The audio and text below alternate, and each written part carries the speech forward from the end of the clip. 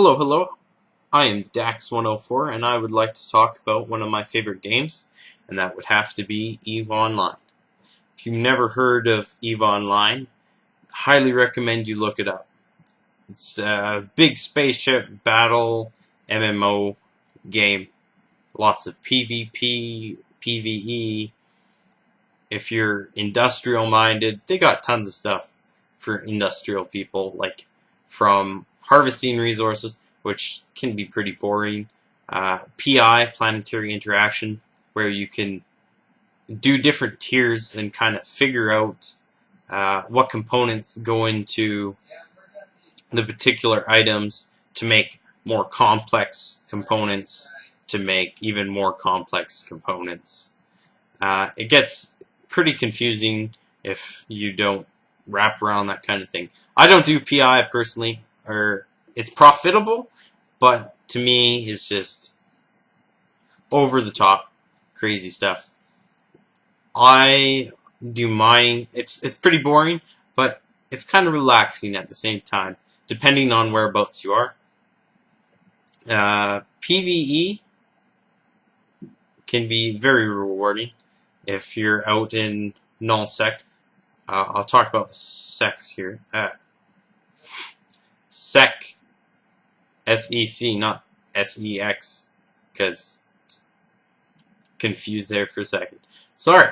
So, anyways, the security status of the sec, there's high sec, so that's where police are. So Concord is hanging out, and they'll help you out every now and then.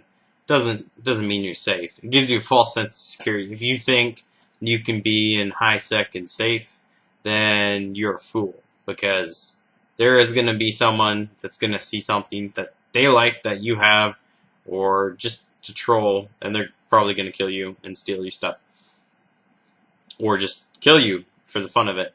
So then there's, like lower kind of sec, so 5 and below.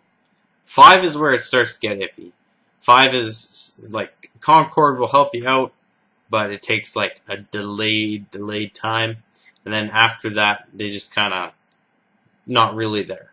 Their presence is less and less. Nullsec, there are no police, so nothing happens if someone attacks you. You don't get no criminal status. You're safe if you're a bad guy. EVE Online can be very rewarding. There's a lot of times where I'm like, yes, I've done something amazing. Like, I built an Orca, and boy, oh boy, did that ever take a long time. I got a blueprint copy off of somebody, all the capital parts I needed, blueprints, and it was insane amount of time and effort put into it. And when it finally came out, I was just like baffled at like someone so small such as my one character could build such an immense ship with the correct skills. So because it is a skill-based game, it takes a long time to get high leveled. And there's not really a level, it's more like skill points. So people go, like 100 mil skill points and up kind of thing. If you have lots of skill points, then you have an advantage over other people, because it means you've learned in-game a lot more than the people that are just starting out. Stuff like capital ships, they take a long time to get to. You can learn, like different kinds of ships. So there's like frigates, cruisers, battleships, capital ships, carriers, super carriers, titans, just crazy amounts of ships. And of course, there's 4 different factions, so there's specialty to each one, in depending on the faction. So Amarr is like laser turrets. They like lasers, and they're very holy. And shout out to Max Singularity. Such a cool guy. I think his real name's Charles White. And I'd like to give a shout out to him, because he's the Space Pope! Yeah! Space Pope for the win. Amarr all the way. And then there's Caldari. Caldari, I believe, is rockets. Yeah, rockets. Gallente is all about the turrets. Pew, pew, pew, pew, pew, pew, pew. Bang, bang, gun, bullet, trigger, dead, kill, kill. Minmatar is all about the duct tape. Yep. Their ships look like scrap metal with duct tape. But they're actually, I think, long-range weapons. So artillery, I think.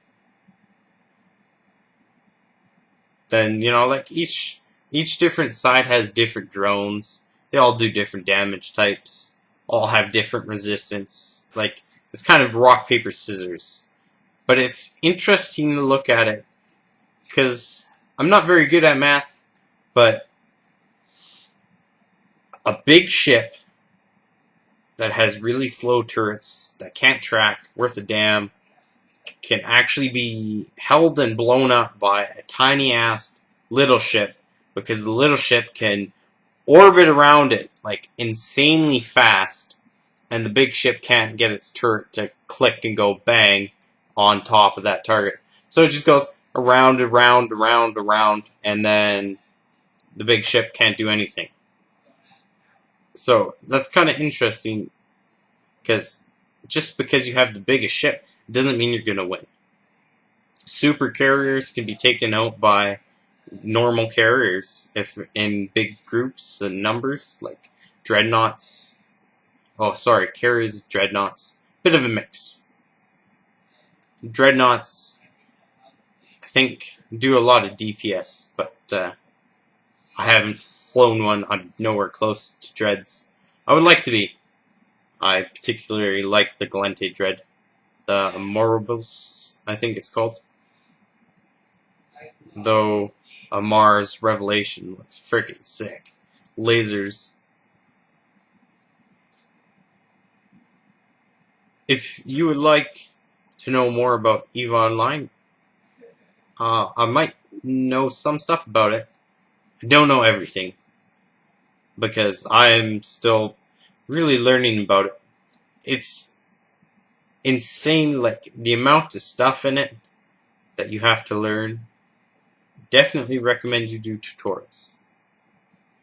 I started after I learned through the tutorials, and I started off mining, and it was a very slow start, and I worked my way up to Mining Barrage.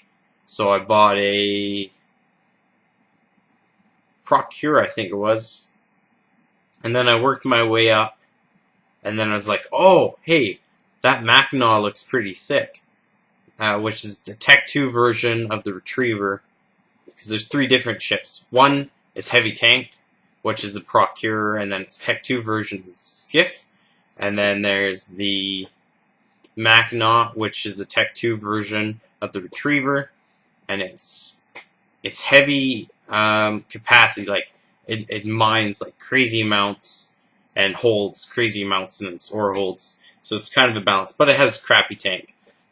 And then you have your Hulk, which is the Tech 2 version, Tech 2 version of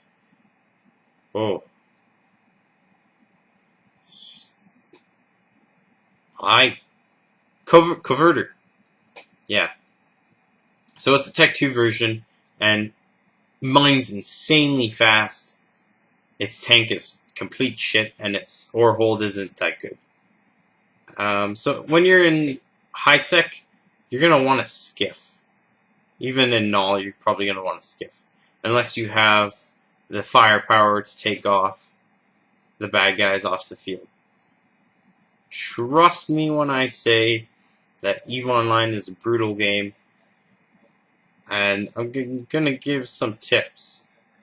Never undock what you can't afford to lose. That's one mistake I've made, and I lost my Mackinac that way.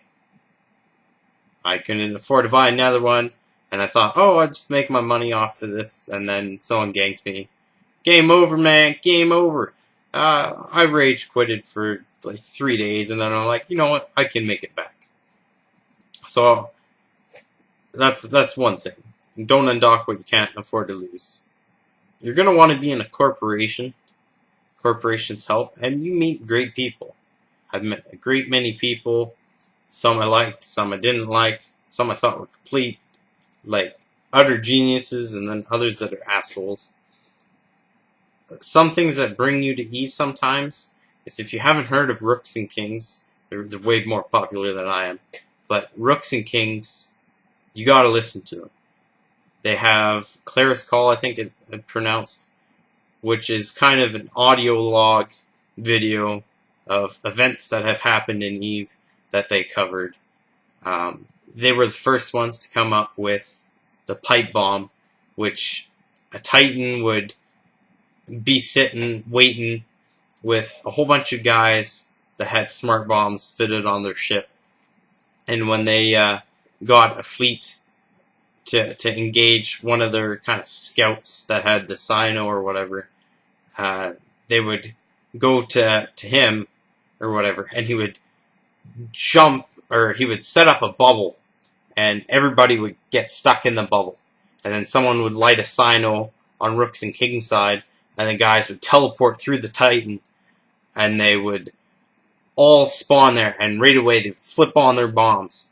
Or even in mid-warp, I think. Mid-warp or something like that. Because people would be landing in the bubble as everybody's explosions are going off, and it would just destroy it. Because Rooks and Kings was brilliant. Like, what they did was they tanked specifically for the damage they inflicted. So they were doing tons of damage, and because they tanked right, it wasn't damaging their characters as much as it was damaging everybody else. So, big shout out to Rooks and Kings, big fan. Definitely check out, like, Lord. Oh, guy's amazing. Check him out, Rooks and Kings. I'm gonna call this video done. Like, subscribe, leave a comment. I'm not the best at narrating things, but give me time. I'll probably learn how to be better at YouTube. Have a good night.